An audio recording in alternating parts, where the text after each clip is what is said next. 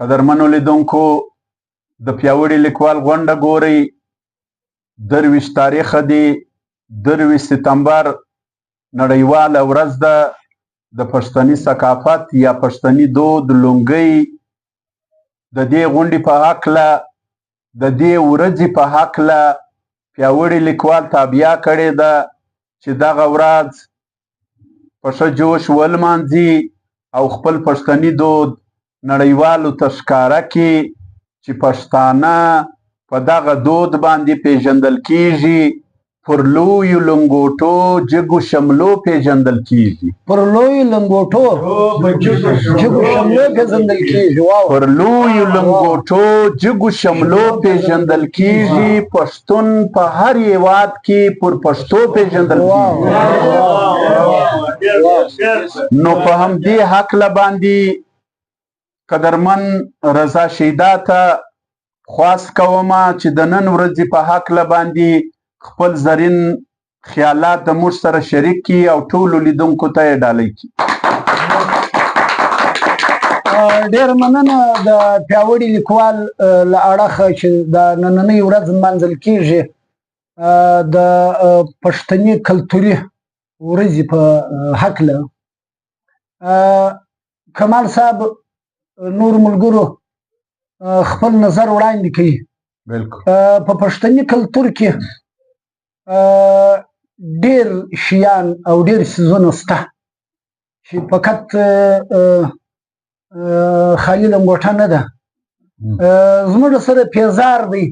په پیزار کې ستاسو یاد دی چوټه ده، چپلکه ده، ګوټ دی، مچڼه ده، ماسۍ ده. دا د پیزار زموږ په پښتنو کې دا موږ اولنیو پخوانیو کول. یو پوښ دی. په پوښ کې له موږ سره کالي وو، کورته وه، کوټ وو، صدرۍ وه، چپن وه، چوخه وه، برنډۍ وه.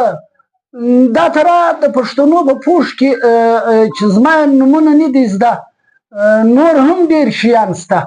بیا دستار و، په دستار کې لنګوټه وه، په لنګوټه کې پټکۍ وو، ورسره لونګۍ وه، ورسره ډېر دا تره چې پښتنو پر سر تړل یا پر سر پیچل. دا زموږ په ثقافت کې زموږ برخه وه. زموږ مشرانو، زموږ سپین ږیرو دا شیان ګرده پوره کړي وو. دا ګرده کول، دا ګرده ټول یې کارول. بیا چې کله دا نوي نسلونه رالو، زمانه بدله شوه، په کار دی چې پښتانه د خپل پوښ یا د خپل پیزار یا د خپل ثقافت یا د خپل کلتور قدر وکړي. هغه زاړه شیان پرې نږدې موږ له په کار دی. ګوره زموږ سره که ستاسو یاد دی موږ یوه دربلۍ درلوده چې په هغه به غړکه ځړېده. د هغه غړک سره به موږ باقاعده خرک درلود. د خرک سره موږ د هغه باقاعده یو څه درلوده. ډېر شیان راته راز راتلل چې هغه نن یو مشین راغلی ټولنې ته چې هغه یوه مشین دا زموږ ټول شیان له منځه یوړل. نه غړکه لرو، نه دربلۍ لرو، نه خرک لرو، نه ګوډرې لرو. دا ټول شیان چې کوم دي دا یوه شی وخوړل. زموږ پښتانه یعنې زموږ نوي نسلونه دا شیان دا وخت نه پیژني. موږ په ټولنه کې ته ګوره ستاسو یاد دي موږ کولنګ درلود، موږ بیلچه درلوده، موږ ډل درلود، موږ خل درلود، موږ تیشه درلوده، د هغه تره راواخه دوخولې مې درلوده، چرشاخه مې درلوده، موږ د هغه تره غنم وو، بیا موږ د غنمو ریبل وو، نور مې درلود. په هغه کې ډېر ښه شیان. بیا په هغه کې که ستاسو یاد دی په تېرو زمانه په تېرو وختونو کې پښتنو دا په غویو، په اوښانو، په خرو دا غنم میدول، د هغه سره باقاعده سفر ورسره و.